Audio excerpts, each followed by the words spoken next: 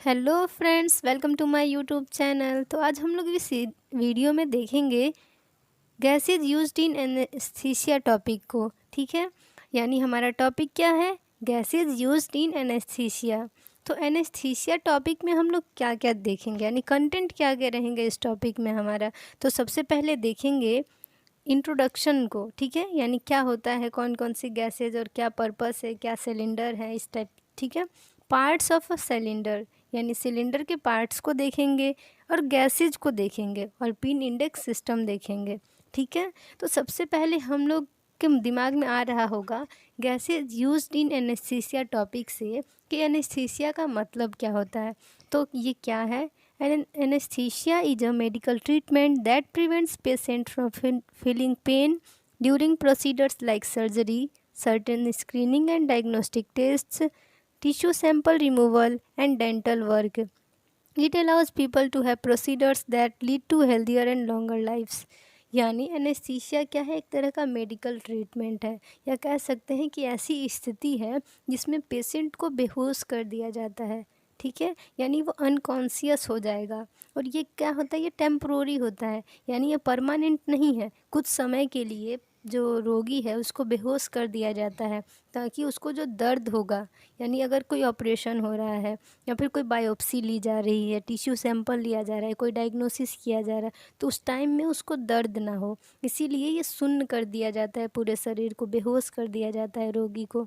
ठीक है, तो ये एनेस्थीसिया भी बहुत तरह के होते हैं। General anaesthesia, spinal anaesthesia, regional anaesthesia, epidural anaesthesia, यानी बहुत तरह के एनेस्थीसिया होते हैं। लोकल एनेस्थीसिया, तो ये अलग अलग तरह के होते हैं। लेकिन जो गैस यूज होते हैं वो मेनली जनरल एनेस्थीसिया में यूज होते हैं। ठीक है, तो जनरल एनेस्थीसिया में क्या होता है कि पूरा बॉडी, ठीक है, पेशेंट का पूरा बॉडी, ठीक है, उसको क्या करते हैं? बेहोश कर देते हैं, पूरे बॉडी को सुन्न कर देते हैं।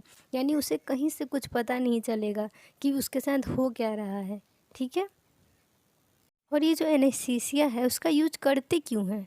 ताकि पेशेंट बेहोश हो और उसकी अच्छे से क्या इलाज हो सके, और वो क्या कहे कि वो एकदम स्वस्थ जीवन जी सके आगे, और उसकी ज़िंदगी जो है वो बढ़े। ठीक है, तो इसका जो मेन पर्पस है वो हम लोग जान गए। ठीक है, तो हम लोग देखेंगे कि एनेस्थीसिया मशीन को। ठीक है, एनेस्थीसिया मशीन में ही तो जो एनेस्थीसिया सिलेंडर्स होते हैं वो अटैच होते हैं इसके पीछे। यहाँ पे वोलेटाइल गैसेज आगे में रहती हैं। ठीक है, तो इस सब के बारे में हम लोग इस वीडियो में देखेंगे। ठीक है, तो सबसे पहले हम लोग देखते हैं introduction. Gases which produce general anesthesia by inhalation. These are stored in gas cylinders. यानी मैंने पहले ही बताया था कि गैस कब यूज होंगे? जब जनरल एनेस्थीसिया दिया जाएगा पेशेंट को, यानी जब इंटरनल ऑर्गन्स, बहुत ही कॉम्प्लिकेटेड सर्जरी हो, बहुत बड़ी सर्जरी हो, तब पेशेंट को जनरल एनेस्थीसिया देते हैं। ठीक है, तो जैसे कि ओपन हार्ट सर्जरी हो गई, या फिर आपका ओपन हार्ट सर्जरी हो गया, या फिर कोई लैब सर्जरी हो रही है, बड़ी सी सर्जरी हो रही है। ठीक है, किडनी ट्रांसप्लांट है, फिर कोई भी ट्रांसप्लांट हो रहा है, लीवर ट्रांसप्लांट, ये सब कोई भी सर्जरी हो रही है, बड़ी वाली सर्जरी, मेजर सर्जरीज, तो उसमें जनरल एनेस्थीसिया पेशेंट को दिया जाता है। ठीक है, और ये गैसेज जो हैं वो इनहेल करके, यानी वो सांस लेता है तो सांस के थ्रू इनहेल करके वो इन गैसेज को लेगा और अनकॉन्शियस हो जाता है। ठीक है, ये जो गैस होते हैं, हर चीज़ को रखने के लिए, जैसे पानी रखे हैं, या फिर कोई सॉलिड मटेरियल है, ठीक है, या फिर कोई लिक्विड मटेरियल है या गैस है, तो उसके लिए कंटेनर होता है। ठीक है, तो वैसे ही ये गैस सिलेंडर्स होते हैं, गैस को स्टोर करने के लिए सिलेंडर बने होते हैं। ठीक है, gas cylinder is a term that is commonly used to describe a pressurized container used for storage and transport. यानी ये एक तरह का प्रेशराइज्ड कंटेनर है जिसमें गैस को स्टोर किया जाता है और उसे ज़रूरत पड़ने पर एक स्थान से दूसरे स्थान पर ट्रांसपोर्ट किया जाता है, भेजा जाता है। ठीक है, तो अब हम लोग देखेंगे कि कौन कौन मेनली गैसेज हैं जिनका यूज करते हैं एनेस्थीसिया के टाइम में। ठीक है, the medical gases used in anaesthesia and intensive care are. तो वो कौन कौन सी गैस हैं जिनका यूज एनेस्थीसिया के टाइम में और इंटेंसिव केयर, जब बहुत ज़्यादा केयर की ज़रूरत हो पेशेंट को और बहुत सीरियस कंडीशन हो, उस टाइम में हम लोग जो गैसेज का यूज करते हैं उसे अनकॉन्शियस करने के लिए, उसे बेटर फील कराने के लिए। तो उन सभी गैसेज में कौन कौन सी है वो देखते हैं। तो पहला गैस है ऑक्सीजन। ठीक है, ऑक्सीजन के बारे में कौन नहीं जानता होगा। ऑक्सीजन तो हमारे जीवन के लिए बहुत ज़रूरी है, इसके बिना तो हम सोच भी नहीं सकते हैं जीने का। दूसरा है नाइट्रस ऑक्साइड, तीसरा है साइक्लोप्रोपेन, चौथा है इंटोनॉक्स, पांचवा है कार्बन डाइऑक्साइड, छठा है हेलिऑक्स। ठीक है, अब हम लोग देखेंगे सिलेंडर के पार्ट्स को, यानी हमारा जो अभी का ये पॉइंट है वो क्या है, पार्ट्स ऑफ अ सिलेंडर। तो सिलेंडर देखिए, यहाँ पे सिलेंडर दिख रहा है, तो ये हमारा जो गैस सिलेंडर होता है घर पे, जो एलपीजी वाला गैस है, उससे ही अलग है। ठीक है, ये देखिए लंबा सा ऐसे है, इसमें बॉडी है, शोल्डर है, नेक है। ठीक है, इतना पार्ट है इसका। अब हम लोग आगे देखते हैं, सबसे पहला जो गैस था मेडिकल गैसेज में, जो सबसे पहले है वो है ऑक्सीजन। ठीक है, तो ऑक्सीजन के बारे में हम लोग देखेंगे। It is a colourless and odourless. ये क्या है, कलरलेस गैस, इसका कोई कलर नहीं होता है, ना ही इसका कोई गंध होता है। इसे हम लोग स्मेल करेंगे तो कोई गंध नहीं आएगा। ऑडरलेस होता है, महकने पे कोई महक नहीं आने वाला। ठीक है, oxygen is the most important and indispensable life support for anaesthesia procedure. हम लोग जानते हैं ऑक्सीजन हमारे लिए कितना ज़रूरी है। कोई भी इसके बिना जीवन नहीं जी सकता है, कोई सोच भी नहीं सकता है। ठीक है, जैसे जीने के लिए खाना ज़रूरी है, वैसे ही जीने के लिए ऑक्सीजन भी ज़रूरी है। इसकी कमी को कोई पूरा नहीं कर सकता है। ठीक है, तो ऑक्सीजन हमारे लिए बहुत ज़रूरी है, एनेस्थीसिया प्रोसीडर के लिए भी बहुत ज़रूरी है। ठीक है, जब पेशेंट बेहोश रहता है तो वो खुद से तो सांस ले नहीं सकता, तो उसे आर्टिफिशियली गैस ऑक्सीजन जो स्टोर रहता है सिलेंडर में, तो वहाँ से ऑक्सीजन डिलीवर किया जाता है पेशेंट के बॉडी में। ठीक है, these cylinders are coloured black with white shoulder. ये जो सिलेंडर होते हैं, सिलेंडर के पार्ट में क्या क्या देखे थे, बॉडी होता है, शोल्डर होता है, नेक होता है। ठीक है, तो सिलेंडर का जो शोल्डर होगा वो वाइट होगा और जो पूरा बॉडी होगा वो ब्लैक होगा। ठीक है, cylinder mainly made up of मॉलीबेडनम steel. Cylinder जो है वो किस चीज़ का बना होता है, तो मॉलीबेडनम स्टील का बना होता है। Cylinder fitted in anaesthesia machine are E type. Cylinder भी बहुत टाइप के होते हैं, E type, H type. H type को जंबो सिलेंडर कहते हैं, और वो बड़ा होता है, बहुत ज़्यादा बड़ा होता है। उसकी जो क्वांटिटी होती है, यानी वो ज़्यादा स्टोरेज होगा, उसका ज़्यादा स्टोर कर सकता है वो। और जो ई टाइप सिलेंडर्स होते हैं वो छोटे सिलेंडर्स होते हैं, और एनेस्थीसिया मशीन में पीछे अटैच हो जाते हैं ये सिलेंडर आराम से। तो cylinder fitted in anaesthesia machine are E type, यानी ई टाइप यानी छोटे सिलेंडर जो होते हैं वो एनेस्थीसिया मशीन में अटैच होते हैं।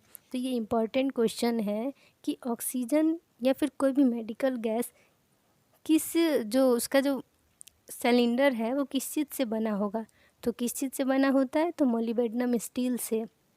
ऑक्सीजन सिलेंडर का पहचान क्या है, यानी कलर कैसा होगा उसका, उसका बॉडी ब्लैक होगा और उसका शोल्डर वाइट होगा। और किस टाइप के सिलेंडर एनेस्थीसिया मशीन में अटैच होते हैं, तो इसका आंसर होगा ई टाइप सिलेंडर्स। ठीक है, अब हम लोग देखेंगे ई टाइप सिलेंडर का कितना स्टोरेज होता है। ठीक है, ऑक्सीजन सिलेंडर प्रेशर, ठीक है, कितने प्रेशर पे इसमें हम लोग स्टोर करते हैं, तो कितना है 2000 PSI। PSI का फुल फॉर्म पाउंड पर स्क्वायर इंच। ठीक है, इसको हम लोग 137 kg पर सेंटीमीटर CM, ठीक है, ऐसे भी बोल सकते हैं। तो मेनली याद रखते हैं कि 2000 PSI पर हम लोग इसे इतने प्रेशर पे स्टोर करेंगे।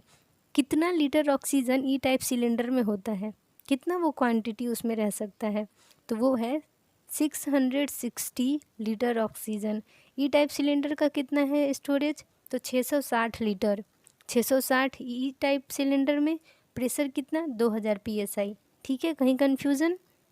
फिर हम लोग आगे जो एच टाइप सिलेंडर है, जिसे जंबू सिलेंडर भी बोलते हैं, बहुत बड़े बड़े सिलेंडर होते हैं। ठीक है, ऐसे ही लंबे, तो इसका जो प्रेशर है वो कितना होगा, 2000 PSI पर कितना स्टोर करेगा ये, तो 6900 litre oxygen can be stored. जो ई टाइप था वो 660 लीटर स्टोर किया।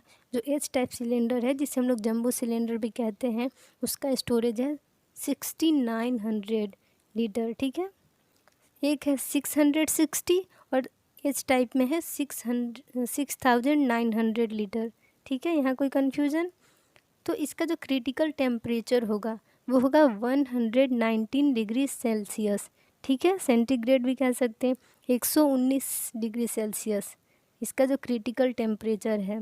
यानी इतने टेम्परेचर पर ये अपनी स्टेट में ही रहेगा, लिक्विड में है तो लिक्विड में रहेगा, ठीक है।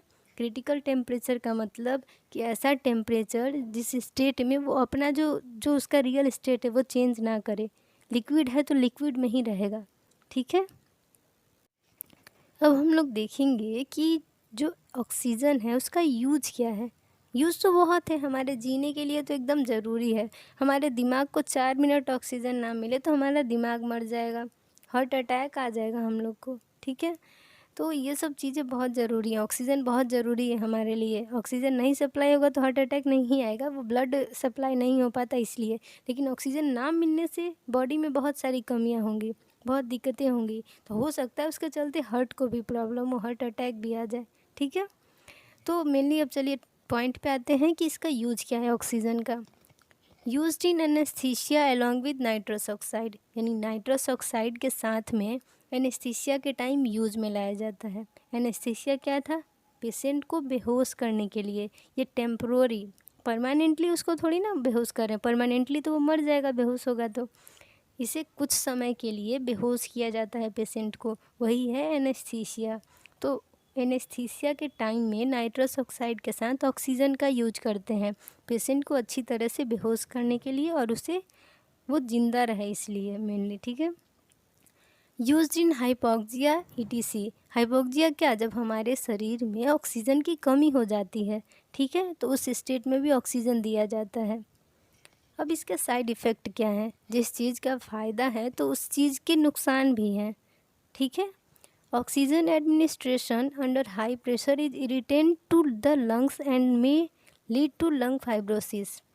ऑक्सीजन एडमिनिस्ट्रेशन, अगर हाई प्रेशर पर ऑक्सीजन दिया जा रहा है, यानी जितना सिलेंडर में प्रेशर है 2000 psi मान के चलिए है, इसका 2000 psi था, उतना ही प्रेशर से हमारे बॉडी में आएगा तो क्या होगा?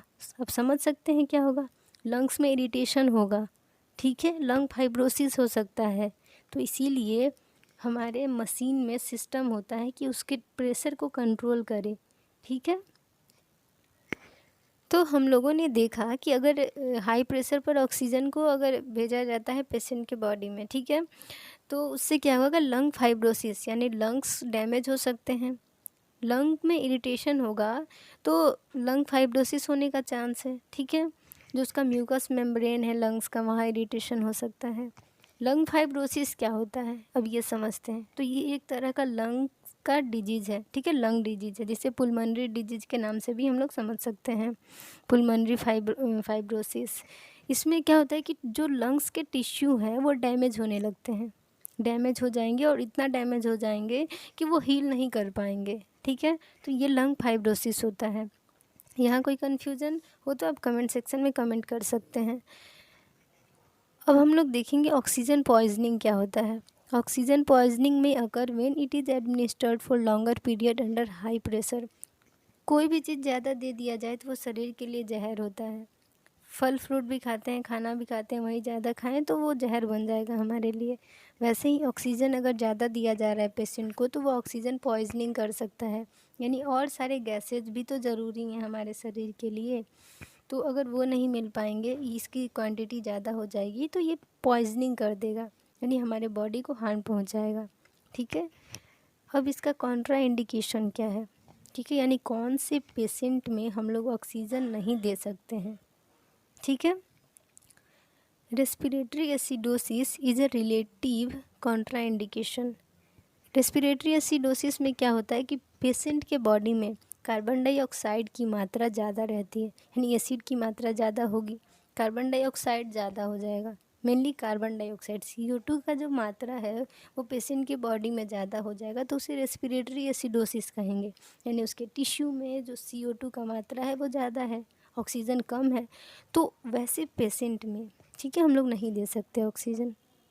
रेस्पिरेटरी एसिडोसिस आप लोग यहाँ समझ रहे होंगे कि ये ऐसी कंडीशन है जिस कंडीशन में हमारा जो बॉडी है, ठीक है, वो टिश्यू से कार्बन डाइऑक्साइड को एलिमिनेट नहीं कर पा रहा है, या फिर हो सकता है हाइपर वेंटिलेशन हो गया है, बहुत ज़्यादा हम लोग क्या कर रहे हैं कि मतलब बहुत फास्ट ब्रीदिंग कर रहे हैं, या फिर अच्छे से शॉर्टनेस ऑफ ब्रीथ के चलते, या फिर बहुत सारे कारण हैं जिसके चलते रेस्पिरेटरी एसिडोसिस हो सकता है बॉडी में। तो रेस्पिरेटरी एसिडोसिस एक ऐसी कंडीशन है जिसमें कार्बन डाइऑक्साइड का जमाव हो जाता है हमारे खून में, हमारे बॉडी फ्लूइड में, ठीक है। वो अच्छे से कार्बन डाइऑक्साइड नहीं निकल पाता है बॉडी से, तो इसी के चलते जो हमारा खून है, जो हमारा फ्लूइड है, वो एसिडिक हो जाता है।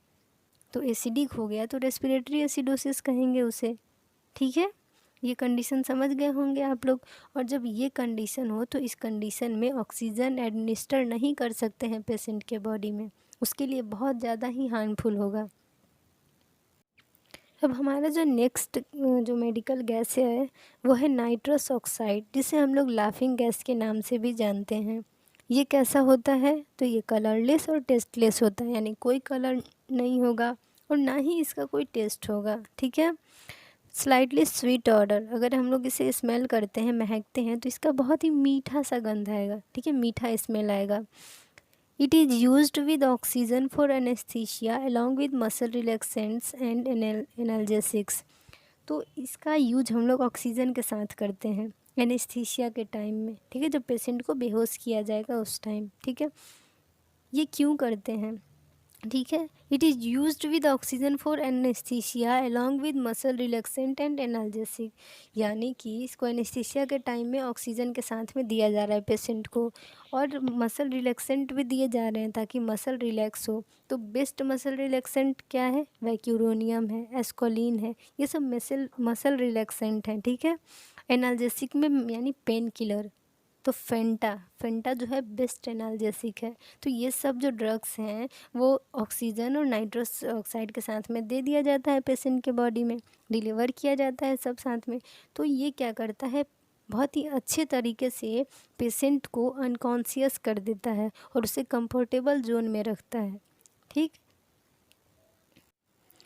तो अब हम लोग देखेंगे कि इसका स्टोरेज कितना है। यानी ऑक्सीजन में हम लोगों ने देखा था कि ई टाइप सिलेंडर में उसका स्टोरेज 660 लीटर था और एच टाइप सिलेंडर में 6900 लीटर था, ठीक है। अब हम लोग नाइट्रस ऑक्साइड का देखेंगे।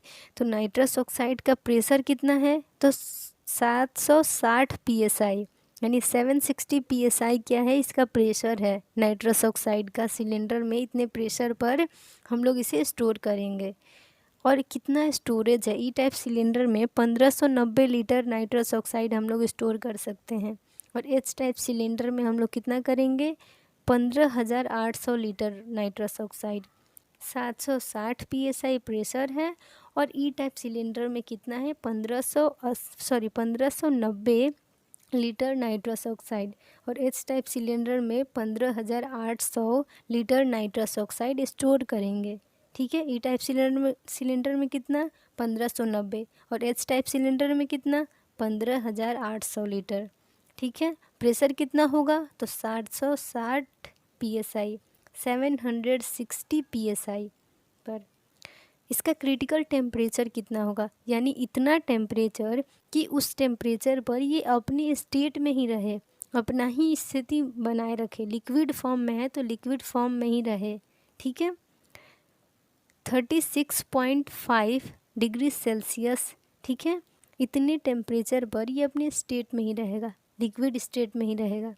गैसियस स्टेट में है तो गैसियस स्टेट में ही रहेगा, ठीक है। लिक्विड स्टेट में रहने का फ़ायदा क्या है? लिक्विड स्टेट में है तो अगर उसको हम लोग देते हैं तो वेपर फॉर्म में, गैसियस फॉर्म में जाता है, तो थोड़े से अगर क्वांटिटी को देखें तो वो ज़्यादा गैस फॉर्म करेगा, लिक्विड से गैस ज़्यादा ही बनेगा, ठीक है। इसीलिए इसको लिक्विड फॉर्म में ये स्टोर रहता है। तो 1590 लीटर ई टाइप में और 15800 लीटर एच टाइप में, ठीक है। 760 psi, और इसका जो क्रिटिकल टेम्परेचर है वो कितना है? 36.5 डिग्री सेल्सियस। और ई टाइप का क्या, वो सॉरी, ऑक्सीजन में कितना था क्रिटिकल टेम्परेचर? तो -119 डिग्री सेल्सियस, ठीक है।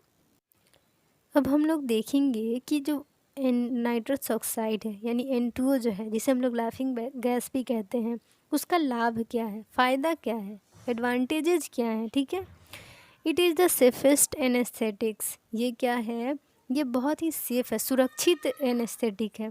एनेस्थेटिक का मतलब कि ऐसा जो एनेस्थीसिया में यूज किया जाता है, ऐसा ड्रग्स या फिर ऐसा गैस जो कि एनेस्थीसिया में यूज किया जाता है, ठीक है, तो उसे एनेस्थेटिक्स कहते हैं। तो सेफेस्ट एनेस्थेटिक्स है, यानी सुरक्षित है पेशेंट के लिए। It is good to smell, यानी पेशेंट के लिए ये कोई इरिटेशन कॉज नहीं करेगा। लंग्स में सांस ले रहा है तो लंग्स में कोई इरिटेशन नहीं होगा, यानी अच्छा स्मेल है, मीठा स्मेल है इसका।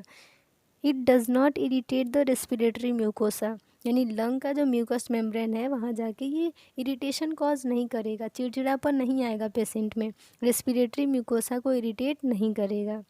इट डजेंट, ये जो है it does not lower down the blood pressure, यानी N2O नाइट्रस ऑक्साइड जब देते हैं पेशेंट को तो उसका ब्लड प्रेशर भी कम नहीं होता है। It has no anaesthesia related complication, यानी एनेस्थीसिया से रिलेटेड कोई कॉम्प्लिकेशन नहीं होगा अगर हम लोग पेशेंट को N2O नाइट्रस ऑक्साइड अगर डिलीवर करते हैं उसके बॉडी में, ठीक है। एनेस्थीसिया का मतलब समझ गए।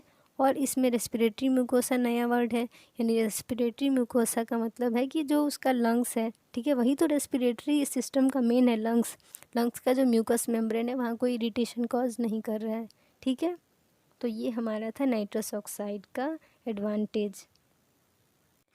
तो अब हम लोग देखेंगे डिसएडवांटेजेज ऑफ नाइट्रस ऑक्साइड, ठीक है। नाइट्रस ऑक्साइड के फ़ायदे हैं तो उसके नुकसान भी हैं, तो अब हम लोग देखेंगे कि इसके नुकसान क्या क्या हैं, ठीक है।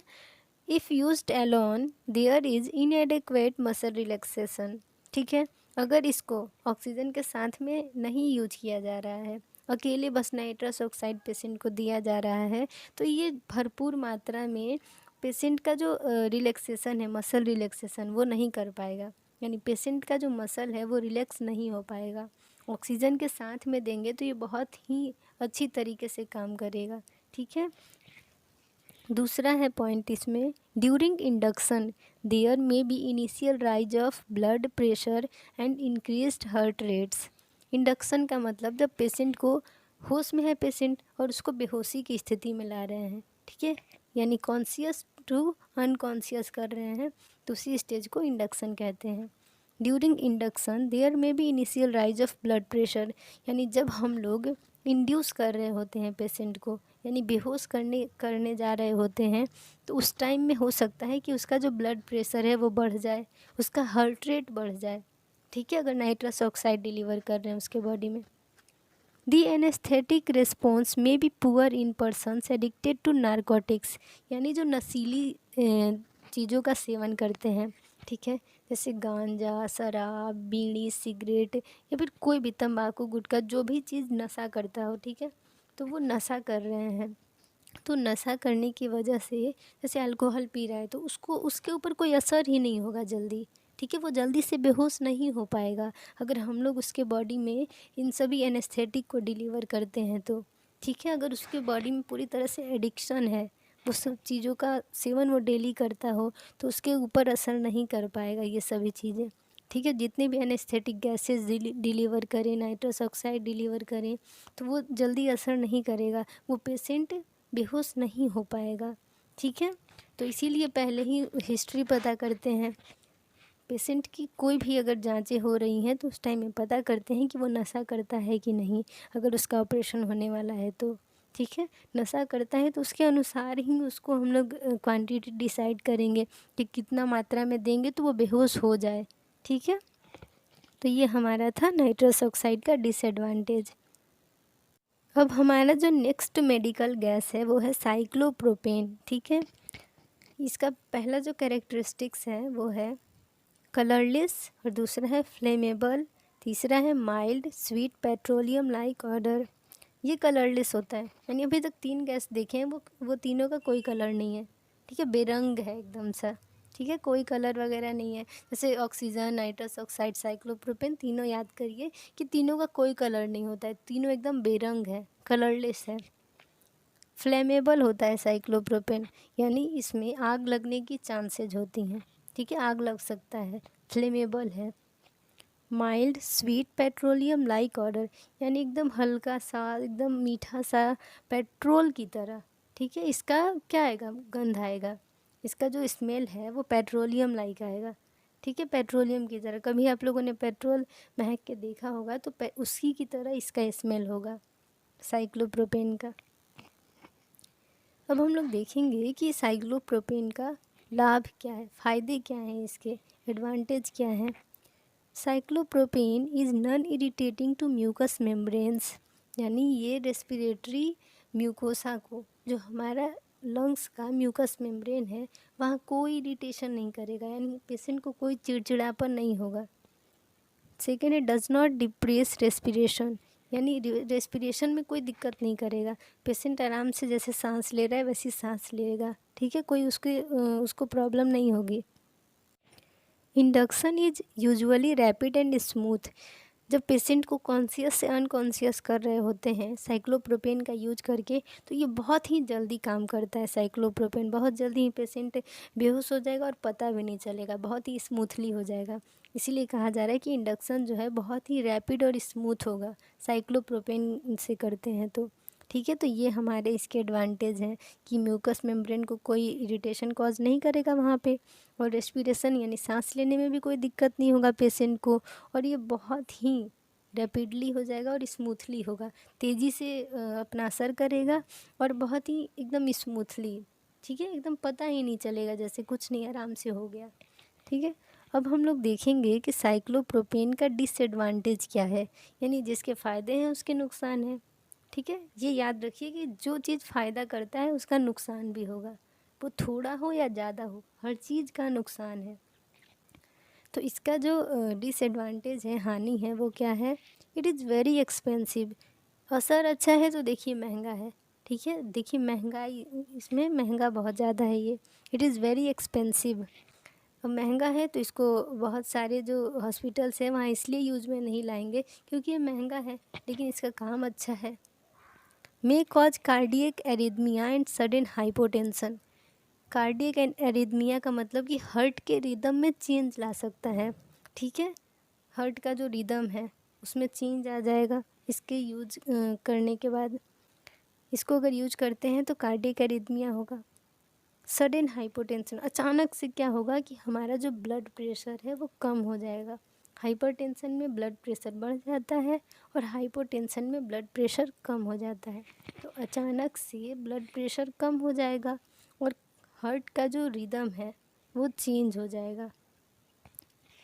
मे कॉज ब्रोंकोस्पाज्म, तो अब हम लोग देखेंगे कि ब्रोंकोस्पाज्म क्या होता है। तो ब्रोंकोस्पाज्म ऐसा कंडीशन है जिसमें क्या होता है कि जो हमारा एयरवे है, ठीक है, जो ब्रोंकाई है, ठीक, तो जो एयरवे है उसका जो अंदर का लाइनिंग होता है वो स्मूथ मसल से होता है, ठीक है, स्मूथ मसल से बने होते हैं अंदर। तो स्मूथ मसल जो है वो कॉन्ट्रैक्ट कर जाता है, नैरो हो जाता है, जो हमारा एयरवे है वो मेनली नैरो हो जाएगा, सिकुड़ जाएगा, ठीक है। तो contraction of smooth muscle of airway, ठीक है, एयरवे यानी कि जो हमारा ब्रोंकाई है, ब्रोंकियल ट्यूब्स हैं, ब्रोंकियोल्स हैं, ठीक है, आप लोगों ने ये तो पढ़ा होगा लंग्स के बारे में कि लंग्स में क्या क्या होते हैं, ब्रोंकियोल्स होते हैं, अल्वियोली होते हैं, ब्रोंकियल ट्यूब्स वगैरह होते हैं, ठीक है, और भी पार्ट्स होते हैं। तो जो ब्रोंकियोल्स है, ब्रोंकाई है, वो स्मूथ मसल से उसका अंदर का पार्ट बना होगा। तो स्मूथ मसल क्या होते हैं, वो कॉन्ट्रैक्ट कर जाते हैं, कॉन्स्ट्रिक्शन हो जाएगा, वो कॉन्ट्रैक्ट कर जाएगा तो नैरो हो जाएगा, उसका साइज जो है वो कम हो गया।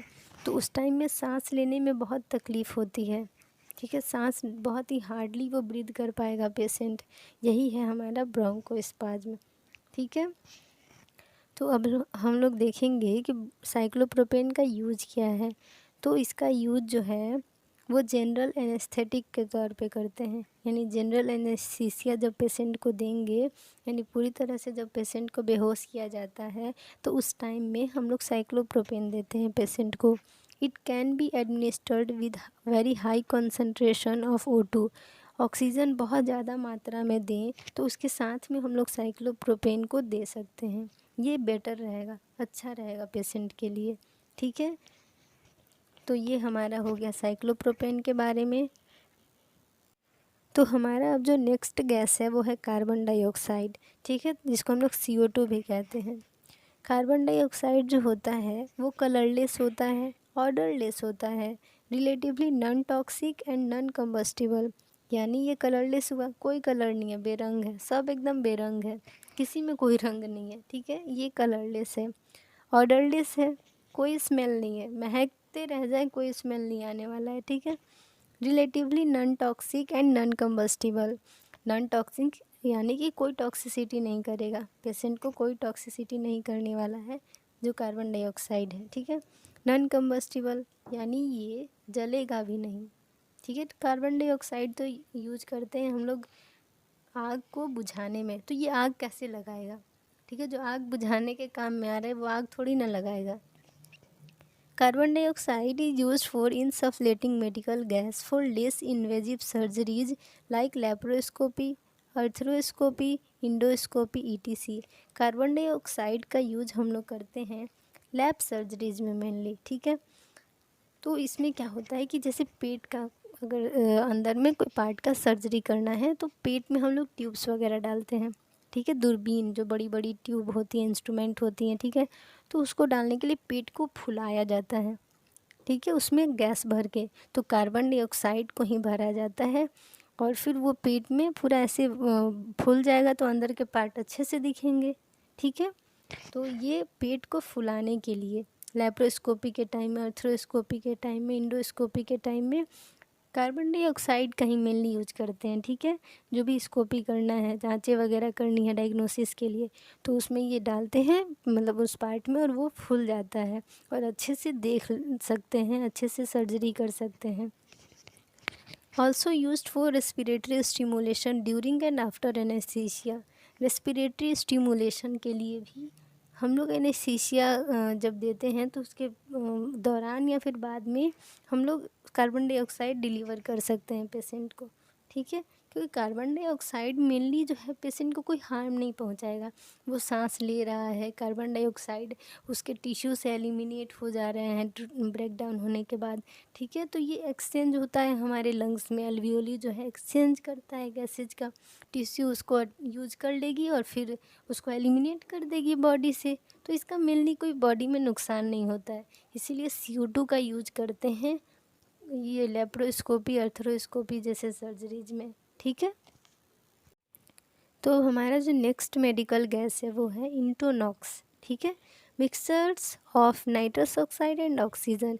ये किस किस से मिलकर बना है, तो ऑक्सीजन और नाइट्रस ऑक्साइड से, ठीक है।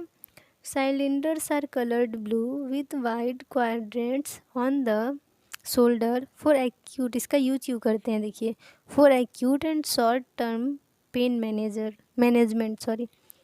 तो ये जो सिलेंडर इसका है वो आप लोग देख सकते हैं कि ब्लू कलर का पूरा बॉडी है और शोल्डर पे ब्लू है, लेकिन वाइट क्वाड्रेंट है, यानी चतुर्भुज, देखिए चार ऐसे चार रेक्टेंगल की तरह, ठीक है, क्वाड्रेंट की तरह है ना यहाँ पे वाइट, देखिए पूरा बॉडी ब्लू और वाइट क्वाड्रेंट यहाँ बना हुआ है, उजला सा यहाँ पे चतुर्भुज। तो ये हमारा है, इसका यूज क्यों करते हैं देखिए, for acute and short term pain management, यानी जो कम मतलब कि जिसमें पेन मैनेजमेंट करना हो और कम समय के लिए करना है, ठीक है। जैसे लेबर पेन होता है, ठीक है, बेबी बर्थ के टाइम में, डिलीवरी के टाइम में, तो लेबर होगा, तो अगर लेबर पेन हो रहा है, ठीक है, तो उस टाइम में हम लोग जो फीमेल हैं पेशेंट, उनको पूरी तरह से तो बेहोश कर नहीं सकते हैं, क्योंकि उसमें उसको ही तो प्रेशर देना पड़ता है बेबी को डिलीवर करने के लिए, तो उसे पूरी तरह से प्रेशराइज नहीं, मतलब पूरी तरह से उसे बेहोश नहीं करेंगे। तो लेबर पेन के टाइम में पेन मैनेजमेंट के लिए हम लोग इंटोनॉक्स का यूज करते हैं, ठीक है। तो ये क्वेश्चन इम्पॉर्टेंट है यहाँ से कि लेबर पेन के टाइम में कौन सा गैस जो है वो सेफ़ है और एकदम बेस्ट है, ठीक है। तो इंटोनॉक्स जो है वो बेस्ट है, इस टाइम में यूज़ किया जाता है। ये किन किन गैस से मिलकर बना है, तो नाइट्रस ऑक्साइड और ऑक्सीजन से मिलकर बना है, ठीक है। इसका जो कलर होता है वो पूरा बॉडी ब्लू होता है और शोल्डर पे वाइट क्वाड्रेंट होता है, ठीक है। अब हम लोग देखेंगे कि जो हमारा इंटोनॉक्स है उसके एडवांटेज क्या हैं, फ़ायदे क्या हैं। रैपिड ऑनसेट एंड ऑफसेट, यानी एकदम जल्दी से असर करेगा और जल्दी से बेअसर हो जाएगा। रैपिड ऑनसेट एंड ऑफसेट का मतलब यही है कि वो जल्दी से असर कर जाता है, ठीक है, और जल्दी से अगर मतलब जितना देर इफ़ेक्ट है उसके बाद वो अपना असर ख़त्म कर देगा, ठीक। Sedative effect without loss of consciousness, यानी पेशेंट को फील नहीं होने देगा पेन, बिना ही अनकॉन्शियस हुए, ठीक है, यानी पूरी तरह से वो बेहोश नहीं होता है पेशेंट, ठीक है, पूरी तरह से पेशेंट बेहोश नहीं हो रही है, लेकिन उसको पेन भी फील नहीं हो रहा है, यानी दर्द भी महसूस नहीं हुआ, सीडेशन का भी हो जा रहा है काम, और उसको जो है वो बेहोश भी नहीं किया जा रहा पूरी तरह से, ठीक है। कॉस्ट इफ़ेक्टिवनेस यानी ज़्यादा महंगा भी नहीं है, ठीक है, इसका कीमत जो है वो ठीक ठाक है, पेशेंट जो है वो अफोर्ड कर सकते हैं, जो वहाँ पे हॉस्पिटल में भी ज़्यादा दिक्कत नहीं है इस गैस की, ठीक है। तो अब हम लोग जो है वो देखेंगे इसके नुकसान को, यानी इंटोनॉक्स के डिसएडवांटेजेस को देखेंगे। तो पहला है डिजीनेस, दूसरा है नौजिया, तीसरा है डिसओरिएंटेशन, यानी कि उसको चक्कर सा लगेगा, वॉमिटिंग जैसी फीलिंग आएगी, कुछ वो ओरिएंट नहीं कर पाएगी, ठीक है, यानी कुछ ऐसे मतलब पहचान नहीं पाएगी, या फिर उसे समझने में दिक्कत होगी कुछ टाइम के लिए, ठीक है, वो उसे चक्कर सा आएगा, उल्टी जैसी फीलिंग आएगी, ठीक है, ये सारा जो है उसके साइड इफ़ेक्ट्स हैं इंटोनॉक्स के। अब हमारा जो नेक्स्ट गैस है वो है heliox. Heliox is a mixture of oxygen and helium, ये किसका मिक्सचर है? ऑक्सीजन और हीलियम का। और इंटोनॉक्स किसका था? ऑक्सीजन और नाइट्रस ऑक्साइड का, ठीक है। A mixture of 21% oxygen and 79% of helium named as heliox 21, ठीक है, हेलियोक्स 21। तो इसमें क्या होता है कि 21% ऑक्सीजन होगा और जो 79% है वो हीलियम होगा, ठीक है। तो 21% ऑक्सीजन होने के चलते इसका नाम देते हैं हेलियोक्स 21, या कह सकते हैं हेलियोक्स 21, ठीक है। Used to improve gaseous exchange in acute worsening of asthma and COPD, यानी पेशेंट में अगर गैसियस एक्सचेंज यानी वो सांस नहीं ले पा रहा है और उसे अस्थमा की दिक्कत है और उसकी कंडीशन बहुत बेकार होते जा रही है, सांस नहीं ले पा रहा अच्छे से पेशेंट, तो उस टाइम में हम लोग हेलियोक्स दे सकते हैं पेशेंट को। अस्थमा की प्रॉब्लम हो या फिर COPD की हो, क्रॉनिक ऑब्स्ट्रक्टिव पुल्मोनरी डिजीज़, ठीक है, COPD का फुल फॉर्म है क्रॉनिक ऑब्स्ट्रक्टिव पुल्मोनरी डिजीज़। अगर इस दिक्कत से पेशेंट अगर जूझ रहा है तो उस टाइम में हम लोग हेलियोक्स जो है गैस वो डिलीवर कर सकते हैं पेशेंट के बॉडी में, पेशेंट को दे सकते हैं ताकि वो रिलैक्स हो जाए, रिलीफ, उसे आराम मिल जाए, ठीक है। अब हम लोग देखेंगे मेडिकल एयर को, ठीक है।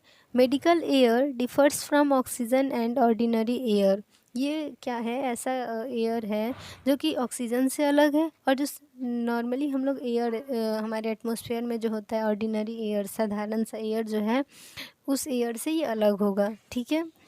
It is an ultra clean, dry, purified, colourless, odourless, non flammable gas, यानी बहुत ज़्यादा ही क्लीन है, ये साफ़ एकदम अल्ट्रा क्लीन है, ड्राई है, ठीक है, कोई मॉइस्चर नहीं है इसमें, एकदम प्योर है, मतलब साफ़ है, पूरा प्यूरिफाइड है, कलरलेस है, कोई कलर नहीं है, ऑर्डरलेस है, कोई स्मेल नहीं है, कोई गंध सुगंध नहीं आएगा, नॉन फ्लेमेबल गैस है, यानी इससे आग लगने का खतरा भी नहीं है, आग नहीं लगेगा इससे।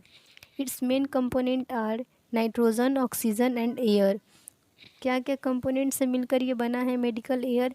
तो नाइट्रोजन होगा, ऑक्सीजन होगा और एयर होगा, ठीक है, ये हमारा मेडिकल एयर का कंपोनेंट है।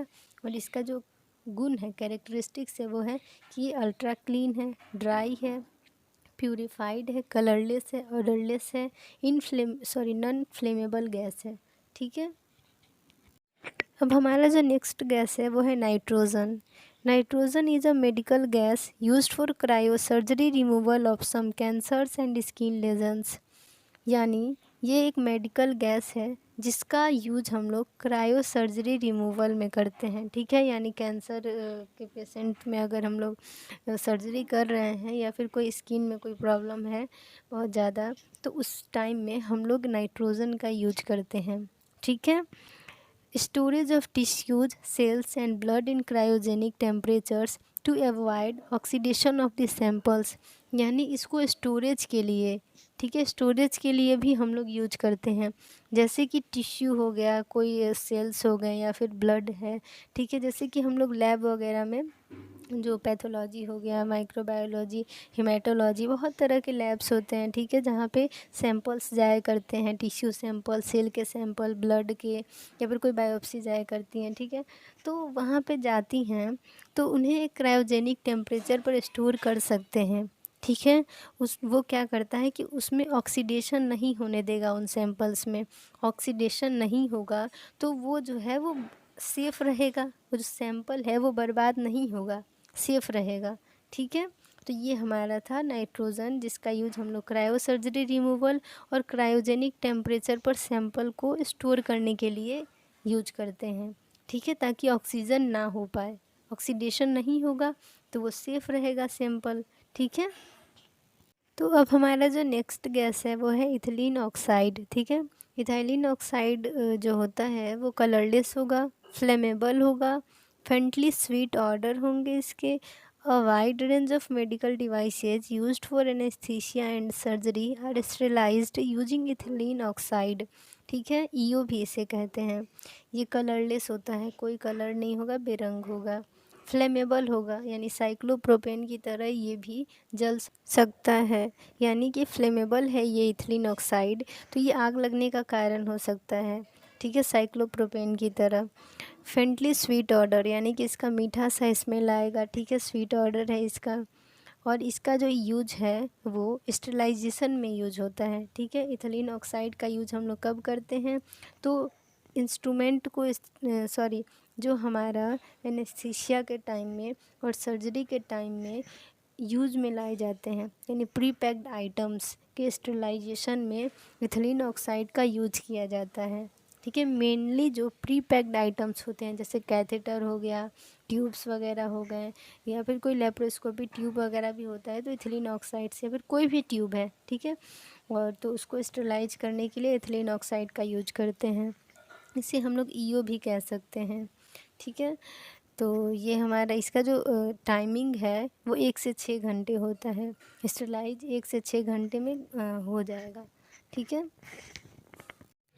तो हम लोगों ने सारे गैसेज के ऊपर डिस्कशन कर लिया है। तो अब हम लोग देखेंगे कि कलर कोडिंग कैसे होते हैं। तो गैसेज को स्टोर करने के लिए सिलेंडर थे, ठीक है, कंटेनर थे, प्रेशराइज्ड कंटेनर, तो उसके अलग अलग प्रेशर थे और उन कंटेनर के कलर भी थे, ठीक है। तो कलर कोडिंग हम लोग देखेंगे। तो ऑक्सीजन का कलर कैसा होगा, तो उसका जो शोल्डर है वो वाइट होगा और जो उसका बॉडी है वो ब्लैक होगा, ठीक है, ब्लैक एंड वाइट, ब्लैक हो गया बॉडी और वाइट हो गया शोल्डर, ठीक है। शोल्डर मीन्स ऊपर, ऊपर जो ऐसे नहीं होता, नीचे से ऊपर गया और ऊपर ऐसे जाके पॉइंट हो जाता है, ठीक है। तो उसका जो पॉइंट होने से और फिर जो नीचे का पार्ट है सिलिंड्रिकल, तो वहाँ का जो बीच का पोर्शन है ऊपर का वो क्या हो गया, उसका शोल्डर हो गया, ठीक है। तो शोल्डर जो होगा वो वाइट होगा और नीचे का पोर्शन ब्लैक होगा और ऊपर का वाइट। नाइट्रस ऑक्साइड में जो होता है पूरा शोल्डर और बॉडी पूरा ब्लू होगा। साइक्लोप्रोपेन पूरा ऑरेंज होगा। कार्बन डाइऑक्साइड में क्या होता है, ग्रे कलर का होता है पूरा। साइक्लोप्रोपेन पूरा ऑरेंज, नाइट्रस ऑक्साइड पूरा ब्लू, कार्बन डाइऑक्साइड पूरा ग्रे, और एयर जो होता है वो वाइट और ग्रे होता है, यानी ये ऑक्सीजन सिलेंडर की तरह है थोड़ा। शोल्डर वाइट है दोनों का और एयर का जो नीचे का बॉडी है वो कैसा है, ग्रे कलर का है। नाइट्रोजन कैसा होता है, तो पूरा ब्लैक सिलेंडर होगा उसका। इंटोनॉक्स क्या होता है, वाइट एंड ब्लू होता है, ठीक है। शोल्डर वाइट होगा और जो नीचे का बॉडी है, ठीक है, वो ब्लू होगा, ठीक।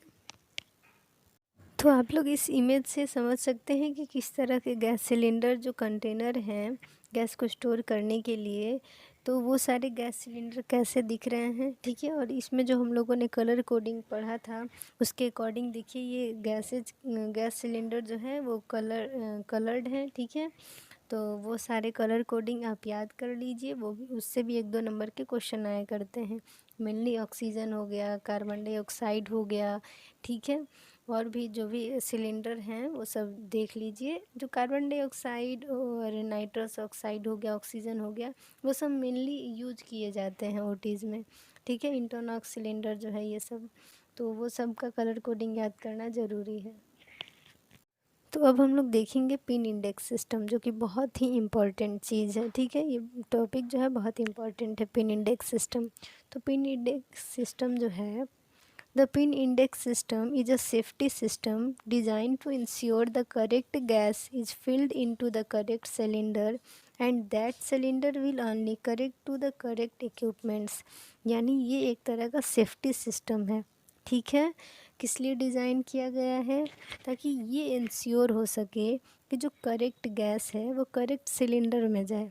कलर कोडिंग है सारे कंटेनर का, सारे सिलेंडर का, तो उस कलर्ड वाले सिलेंडर में ही वो गैस भरा जाए, ठीक है। गैस तो सही से कंटेनर में भर गया, लेकिन जो ये गैस सिलेंडर है वो सही जगह पर लगे, ये भी इंश्योर करने के लिए पिन इंडेक्स सिस्टम होता है, ठीक है। एनेस्थीसिया मशीन के पीछे, ठीक है, एक जगह बनाए रहता है कि वो जो सिलेंडर है वो अटैच हो पाए। तो पिन इंडेक्स सिस्टम जो है वो सही गैस को सही सिलेंडर में भरा जाए और सही जो सिलेंडर है वो सही जगह पर लगे, इसलिए होता है, ठीक है। इसलिए ये मेनली यूज़ में लाया जाता है पिन इंडेक्स सिस्टम। तो जो हमारा एनेस्थीसिया मशीन होता है उसके पीछे जगह होता है, ठीक है, उसको ये जो सिलेंडर्स हैं उसको अटैच करने के लिए। तो जो हमारा सिलेंडर का अपर पोर्शन होता है ऊपर का, और जो वहाँ पे पार्ट बनाया रहता है, ठीक है, जो हिस्सा है सिलेंडर को अटैच करने के लिए, तो वो जो दोनों का कनेक्शन पॉइंट होता है, वो जो सिलेंडर और वो जो पार्ट है मशीन का, वहाँ पे जब जहाँ कनेक्ट होगा, वहाँ पे उस पार्ट को जब कनेक्ट होता है तो उसको हम लोग योक असेंबली कहते हैं। सिलेंडर का अपर पोर्शन और जहाँ पे ये एनेस्थीसिया मशीन जो है, जहाँ पे सिलेंडर अटैच हो रहा है, वो दोनों जब होगा वहाँ अटैच, तो वहाँ पे हम लोग योक असेंबली उसे कहेंगे, ठीक है। The pin position for each medical gas are unique with the positions of the holes on the cylinder valve correspond the pin fitted to the yoke attached to the equipment। तो जो हमने योक assembly के बारे में अभी discussion किया कि योक assembly क्या होता है, ये सिलेंडर का अपर पोर्शन, जहाँ पे देखिए यहाँ पे ये पॉइंट पॉइंट करके बनाया रहता है, ठीक है, वो होल जो है वो उसी जगह पे जहाँ पे उसका नंबरिंग होगा, जो पिन किया गया है, ठीक है, वहीं पर अटैच होगा। जैसे फ़ोन जो है बिना ही पासवर्ड डाले नहीं खुलता है, ठीक है, वैसे ही ये एक तरह से पासवर्ड है, ठीक है, कि सही सिलेंडर जो है वो सही जगह पे लगे। अगर ऑक्सीजन का 2-5 है, ठीक है, तो वो 2-5 वाले होल में ही जाके अटैच होगा, ठीक है, तो ये सही सिलेंडर सही जगह लगे, ठीक है, इसलिए पिन इंडेक्स सिस्टम को बनाया गया है, ठीक है। तो हर होल का अलग अलग जगह होता है, उसका पिन पोजीशन के अकॉर्डिंग उस होल में वो जो सिलेंडर है वो अटैच होगा वहाँ पे, ठीक है। और योक असेंबली वही होता है, वो पोर्शन जहाँ पे सिलेंडर जो है अटैच होता है एनेस्थीसिया मशीन से, वो योक असेंबली फॉर्म करता है वहाँ पे, ठीक है। तो पिन इंडेक्स सिस्टम का मेनली काम है कि ये एक तरह का सेफ्टी सिस्टम है जो कि सुरक्षा को ध्यान में रखते हुए इस जो ये सिस्टम को बनाया गया है, ताकि कोई भी स्टाफ हो, वार्ड हो, वो कंफ्यूज ना हो और वो ये गलती ना करे कि सिलेंडर को गलती जगह पे लगा दे और गलत गैस को गलत सिलेंडर में भर दे, क्योंकि कलर कोडिंग से तो याद कर ही सकते हैं, ठीक है। कलर कोडिंग के अकॉर्डिंग सही गैस भरें और सही जगह पे उसे अटैच करें, ठीक है।